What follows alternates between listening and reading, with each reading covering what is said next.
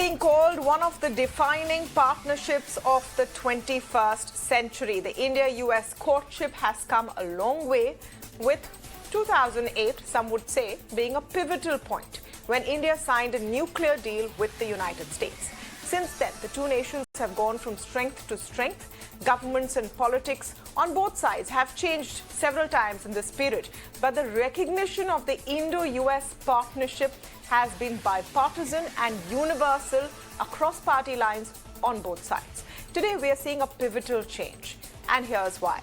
Of course, the fact that Indian Prime Minister Modi has been accorded a state visit. That's only the third that the Biden administration has given in this tenure. That underlines, obviously, how important India is to the big picture, with the Chinese and Russian threat looming as far as the United States is concerned.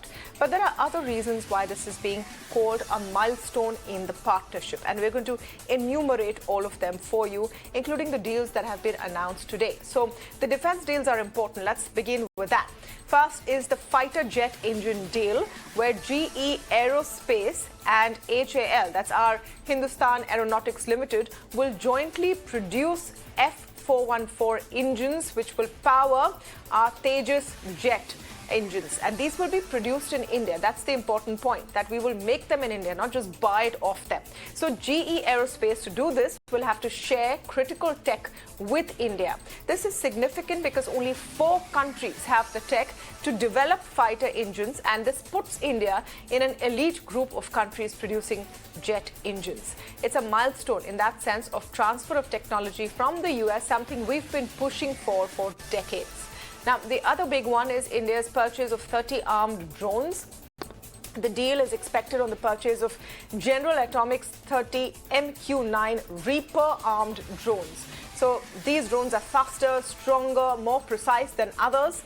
And it's also significant because it increases India's surveillance capacity to counter threats and encountering specifically Chinese assertiveness in the Indo-Pacific LAC. It's also important for reducing dependence on Russia for military supplies. And that actually is an overarching theme. You see that in the Indus-X plan as well, which is an enhanced partnership in defense innovation. It will see a network of corporate think tanks, private investment stakeholders on both sides come together. This move will facilitate joint innovation on defense tech and will give a push to India's ambition to reduce defense imports and boost local manufacturing of defense equipment. US will also be joining the Indo-Pacific Oceans Initiative. This is our initiative, which was launched in 2019 to ensure security and stability in the region. So that becomes important as well. So that's on the defense side. But there are so many spheres where big moves have been made right now. There's defense, of course, there's tech with 5G, where so much has been done, and there are new collaborations according to that. Space becomes very important. India will be signing the Artemis Accords, which bring countries together on civil space exploration. That means NASA and ISRO will work together to send a joint mission to the International Space Station next year in 2024. This is significant because it gives the possibility of a joint moon mission between India and the USA. That's what the Artemis is. Humans on the moon and beyond.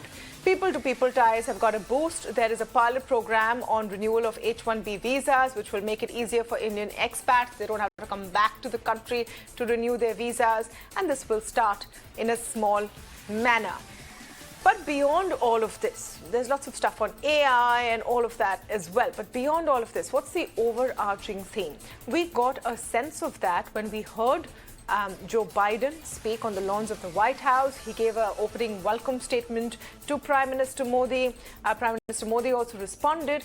But President Biden also spoke of India's importance in the context of the Quad. Listen in.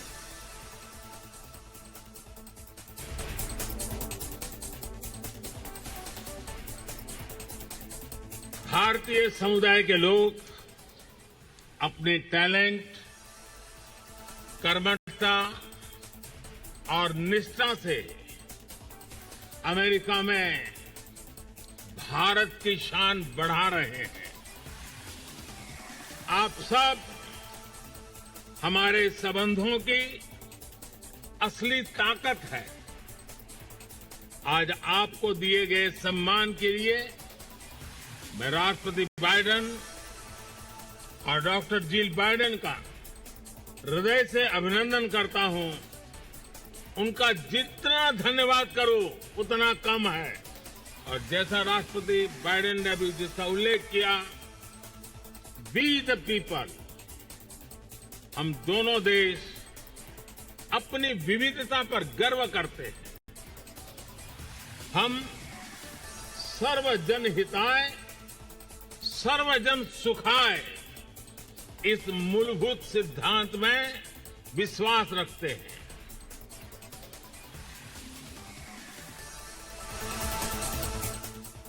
With your partnership, we've invigorated and elevated the Quad between the United States, India, Australia, and Japan to advance our vision of a free, open, secure, and prosperous Indo-Pacific. Decades from now, people will look back and say the Quad bent the arc of history toward global good, as the Prime Minister describes it. Together, India and the United States are working closely on everything from ending poverty and expanding access to health care, to addressing climate change, to tackling food and energy insecurity stoked by Russia's unprovoked war in Ukraine. We've made critical and emerging technologies the pillar of our next generation partnership to ensure that these technologies promote and protect our values, remain open, accessible, and trusted and secure. All right, again, quick programming reminder. We're expecting a press conference in a short while from now. So after that welcome address, both the leaders have gotten into a room. You're seeing the visuals of that. That's where the actual bilateral is taking place. And in just a short while, they will address the media. They will, put out their statements and take questions, which is being described by the White House as a big deal. So we'll see what that big deal is all about. Meanwhile, I'm speaking with Manjeev Puri, former ambassador, on the show this evening. J.K. Tripathi, former ambassador.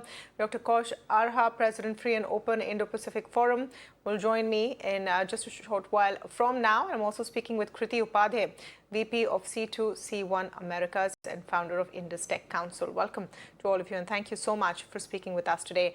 Ms. Upadhyaya, let me begin with you and some of the announcements that we have seen. I went through some of them in my opening comments, talking about what is differential.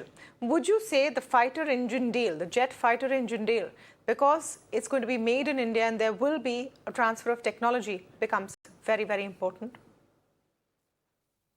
Firstly, thank you, Mr. Inamdar, for having me on your show.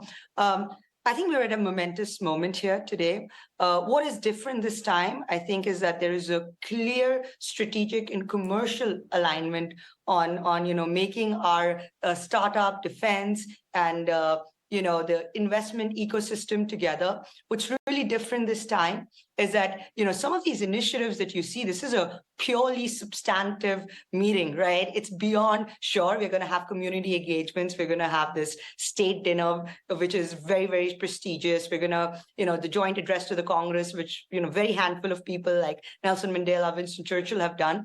But look at the substance, right? The GE deal, we'll sign an MOU. It's going to take some time to, actually get the TOT, but US has already provided for the LCA Tejas, the 404, which is the highest thrust engine. This is going to be even more powerful. And yes, co-developed, made in India to some extent, right? And you mentioned IndusX, and I just want to talk a little bit about that because we're one of the stakeholders in IndusX, and just see some of the announcements that are coming in, right? The joint challenges for Indian startups, US and India. Why don't you tell me what happens in IndusX? Since we have you here, what will happen in IndusX as opposed to what happens now? What does it mean in actual real terms? So as you know, after ISET, there was this thing to create a defense innovation bridge between between our two countries to get our competencies together, because there's things that India is really good at, like STEM labor, cost efficiency, right? Really giving that supply chain resiliency that the US and the global world really needs. There's competencies that the US has, like, that brings to the table, like the investors, the technological edge. So the whole idea was, what if we mesh our ecosystems together? And that's how Indus X came about. It's blessed by DoD, by MOD. We just had the launch. We're figuring out way forwards right now. All stakeholders are coming together. We're one of the stakeholders. And for the next 2-3 years, we're just going to, really take all these things that the leaders and everybody is talking about. We're going to make it, hopefully, implement it and make it a reality. And it's blessed by the government, but it's private people, it's academia, it's the investors, big capital, and the startups that are taking it forward. So just one final thing, this is so characteristic of democracies. Today, we're talking about democratizing innovation, democratizing supply chains through IndusX, through ISET, and through this new defense partnership that the US and India are building right now. Okay. So we're going to be looking forward to that statement, the joint statement, which actually comes up. And then, of course, there's the address, which will be taking place later, late night or early morning India time, when Prime Minister Modi will be addressing a joint session of the Congress. Manjeev Puri, I want to understand from you, Ambassador, the importance of the Quad and why in that welcome address President Biden talks about the Quad and how that puts this entire trip into perspective in geopolitical terms. Tamanna, thank you. Look, the United States, why is this visit so consequential? Of course, there's symbolism, the state visit, the state dinner, all of that, very important. It is truly important because now the United States sees in India a partner of value. And consequently, India becomes truly important for them. Of course, today we are only their 9th largest trading partner, but in geopolitical terms and in geostrategic terms, they see us as a potential, extremely valuable partner. And hence, we have become particularly relevant and important. From our perspective, of course, the United States as the largest economy, a huge democracy, a cutting-edge innovator, huge purveyor of finance is extremely important for us to grow our economy, to ensure a global order in which we have an opportunity to grow. This is the reality. And what does the Quad do? It allows you, in a sense, to make the point of geopolitics. After all, that is what has changed, isn't it? In terms of what India was, what our abilities were, 10 years back was not particularly vastly different in that sense of the term. Things have been happening since then. But the sudden and major change, and if you recall, Prime Minister Modi said something very interesting. In the post-COVID order, which is actually a code word for talking in terms of the world noticing the rise of China and the hegemonistic aspects that go with it, and the United States waking up to this particular fact. Otherwise, China was for them a fantastic opportunity, a trading partner of the highest dimension. I'm going to interrupt you, Ambassador, because this has changed. Right. I'm going to interrupt you just for a second because I'm going across to Malvika, my colleague, who is reporting from outside the White House right now. Malvika, where are you exactly? Where are you exactly, and what are we expecting to happen in a few minutes from now? I'm inside the White House press briefing room where Prime Minister Modi and President Joe Biden will be addressing the media. They will be taking questions from the media. It is a significant press conference because not only substantial announcements are likely to be made in the areas of defense, clean energy, commerce, and technology, but also that Prime Minister, this is probably going to be one of the first press conferences that Prime Minister Modi will be addressing overseas on a foreign visit. Okay, what are we expecting in terms of format, Malvika? Because there's a lot of excitement about the fact that both Prime Minister Modi and President Biden will be taking questions. Do we know who gets those questions? How many questions? What will be sort of the format of the interaction? Well, it is not yet clear. We were hearing from sources yesterday that only 2 questions will be taken, one from the Indian press and one from the foreign press. But it is not yet clear how many questions will the 2 leaders be taking. But they will definitely be making a statement before the floor is opened up for questions. And it is likely that some of the announcements or the outcomes of the bilateral will be shared in those statements. And the number of questions, specifically to your question, I don't have an answer to that right now. I'm sure there's going to be quite a scramble from all the journalists there to try and get a word in edgewise. Have they shared any sort of pre-briefing or material right now? Or in terms of the deals inked is what is out in the public domain so far? Is there any additional kind of, information that has come out of that bilateral meeting? So right at the beginning of the bilateral, what I know is that there was a meeting which was restricted, and there were three senior officials from the U.S. government who were present in addition to the president. That was Anthony Blinken, the Secretary of State, Jake Sullivan, the Assistant to the President for National Security Affairs, and Eric Garcetti, the Ambassador of U.S. to India, and their counterparts from India, Dr. Jaishankar, the External Affairs Minister, Ajit Doval, NSA, and Vinay Mohan, the Foreign Secretary, were also present. So this makes me believe, given the kind of people who were present in the room, that national security was at the top of the agenda. And this was the initial meeting that went on for about an hour or so. And thereafter, an expanded bilateral meeting was held between the two leaders. And in that, there were a larger number of participants from both sides who participated. From the U.S. side, there was Secretary of State, Defense, Commerce, Energy, the Assistant to the President on National Security Affairs, the U.S. Ambassador to India,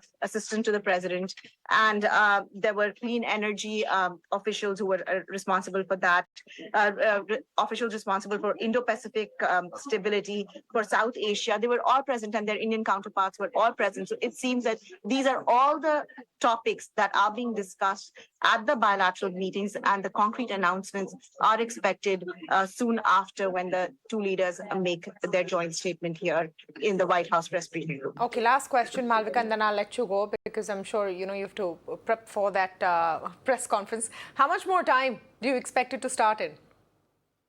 It's likely to start anytime now. It's supposed to start at about 12:45 Eastern time. That is the time in Washington, D.C., but it's already 12:48. So maybe in another 15 minutes or so, you should hear it right from the leaders themselves. All right. Thank you for that, Malvika. We'll be keeping an eye on that feed. And thank you for all of those inputs. So my colleague there putting into perspective what we can hear, another 15 minutes or so. It's exciting because we know that they will be taking questions. We don't know how many, at least one each, one presumes. Let me come back to you, Ambassador Puri, because I had interrupted you to go across to Malvika. What are you expecting to hear from these statements? Malvika, Tamanna, at the... Malvika's in the White House. I'm not, unfortunately. So it's me here. Sorry. Yeah. So, Tamanna, these statements are pre-prepared. And the two leaders are going to talk about big-ticket issues. The India-United States coming together for a strengthened partnership and for the global good. These are the points that they've made.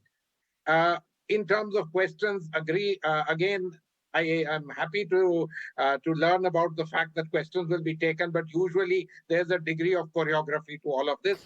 And actually, the answers to the questions allow you to amplify the statement to some extent.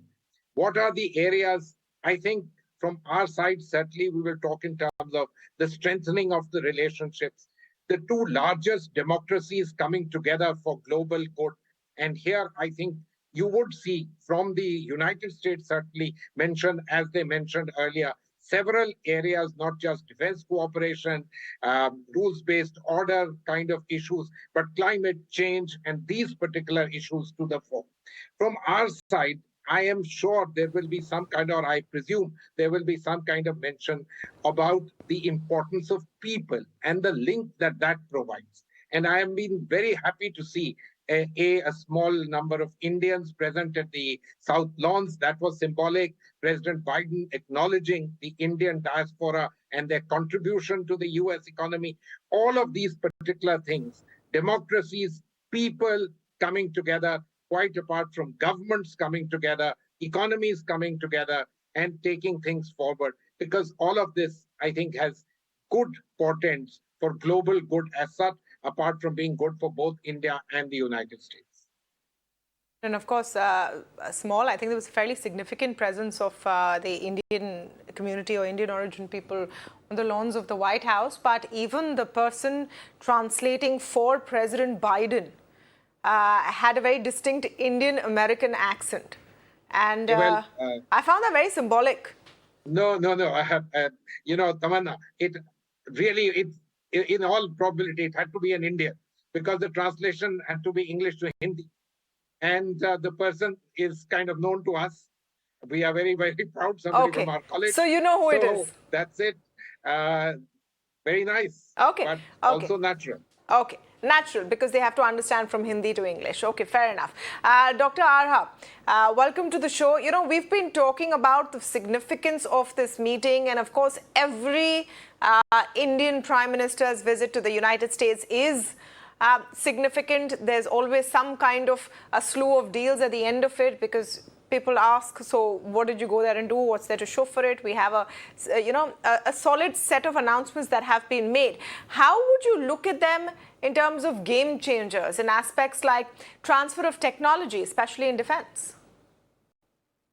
Well, thank you very much. I think 2 points to make. One, the strong convergence of national interest from the two countries is unprecedented in the history of the two countries.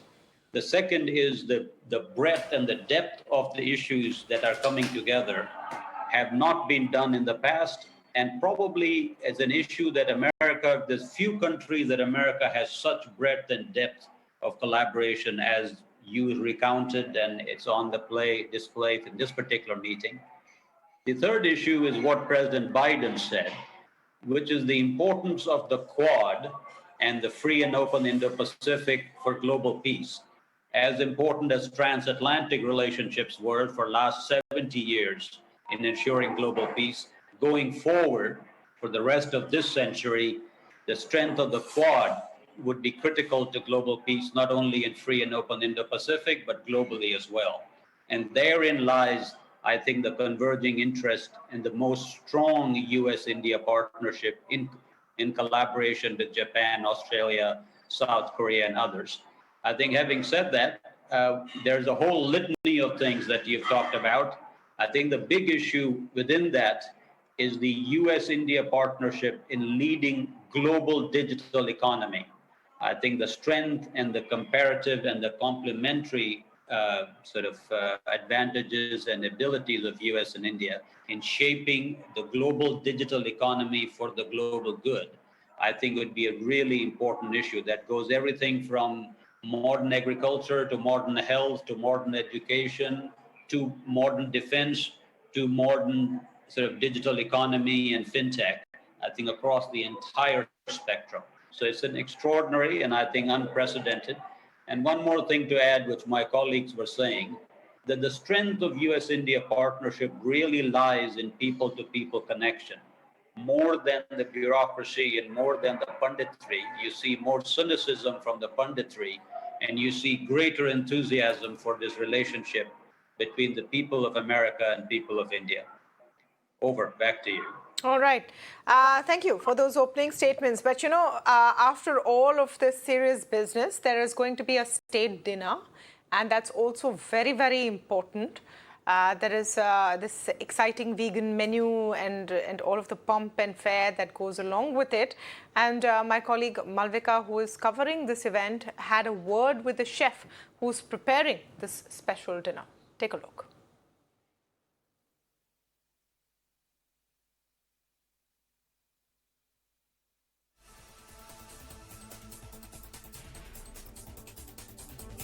What else has inspired the dessert menu that you've put together? Well, we also, when we were thinking and planning a way to include the colors of both the India flag as well as the United States. So we've included on the plate a sugar twist, which has the colors of the India flag as well as the colors of the United States flag.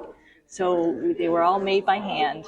Wow. And how many did you make? So we made a total of 900. 900. So Yes. there'll be 900 guests tomorrow? Well, no, we're looking at probably somewhere in the vicinity of 400, but there's one per plate. And then, of course, our hope is that as we transport them, nothing gets broken, but we do a little bit extra just in case. Wonderful, Susan. Yes. It was a pleasure talking to you. Thanks Such a lot for your pleasure time. talking to you, too. Thank Thank you. you very much. Thanks. Excited for tomorrow. Right. So that's some of the color also coming through. Ambassador Tripathi, I want to understand why this becomes important as well. All of the ceremony around it. You see, this is basically a ceremony, protocol-wise, a ceremony, just you can say optics. But this is combined with substantial talks. The visit is not only a state visit, but by us it has been termed as a state official visit or official state visit. That means not only ceremonial things, not only the show off, not only the optics, but the substantial discussions will also be held, and that has been held. Optics is I mean these ceremonies are just a way to show the affection or the honor that we have for the visiting dignitary, and that has been shown as per protocol. Main thing is that substantial discussions had taken place, and I think in a few minutes you will get the results that as people are expecting. One is five defense deals. Then Micron Technology's investment has already been announced. Third will be H1B1 visa, some more major announcement or relaxations on this in this area will be there. Next will be, I think, their common stand on terrorism and reforms in United Nations organs. On that our interest converge, and I think there would be something in that in press statement or question answer session as well. Okay. Back to you, yes. Devyani. Okay, I'm not Devyani or Malvika, I'm Tamanna. Let me tell the entire panel. But thank you so much, Ambassador Tripathi, and thank you for joining us this evening. All right, we're talking about, what the significance of this visit really is. And Ambassador Puri, let me come back to you on that in the bigger picture. We touched upon it in part. But the fact that Russia-Ukraine war and China has a sort of backdrop to this entire visit. What would be your commentary on that? You started off by asking about Quad, and I think one of the countries is clearly mentioned in that context, the changed geopolitics in the world. In terms of Russia, what's been going on, and the fact of the Western countries being very strong in their support for Ukraine, their positions, India's positions, which is that this is not the time for war, calling for dialogue, etc. These are going to be important issues that will be discussed bilaterally. Of course, also in the context of India holding the G20 presidency, where President Biden is also expected to visit India. And of course, Russia is a member of the G20, and so are the Chinese. So there will be a lot of discussions on this particular thing. But I personally think that much of the discussions today and the discussions which have preceded the visit are about strengthening of India-United States bilateral ties, focusing on convergences and seeing how these convergences can be worked on, not just for bilateral good, but for global good. And I would mention to you, of course, everybody has mentioned here, the Quad, the rules-based order, the Indo-Pacific, but I would also strongly mention to you the area of climate change, green technologies, pandemics, food, all of these particular areas, because each and every one of them is important to the largest democracies and the largest economies contributing to this. It's important geopolitically also for the world, for India as the voice of the global South, and also for the United States, which, many people notice has seen a certain slippage in terms of the South and its appreciation of the United States. That's of course, that's important, etc. But the fact that we've been buying oil from Russia in vast quantities, and Europe and America both had an issue with it. Do you think that comes up at all? Well, let me say, I am not sure it will come up in this sort of a manner in a direct sense. A much more detailed analysis would tend to show that India buying Russian oil has actually kept global oil prices at a kind of acceptable modicum. And so, therefore, the benefits actually have happened at that end. You remember the other case of the Europeans asking us that, we are reprocessing Russian oil and selling it to European companies. Well, European companies are buying it, isn't it? And they are buying it because they need to buy it, and it's as per the rules and regulations. I don't think this kind of issue, which is well known and it's well done, but the general issue about the need for peace, etc., will be discussed, and possibly in the context of India and our hosting G20. But my own understanding is the substance of most of the discussions is about bilateralism and convergences in bilateralism. Of course, the Indo-Pacific, those are going to be important elements of the discussions.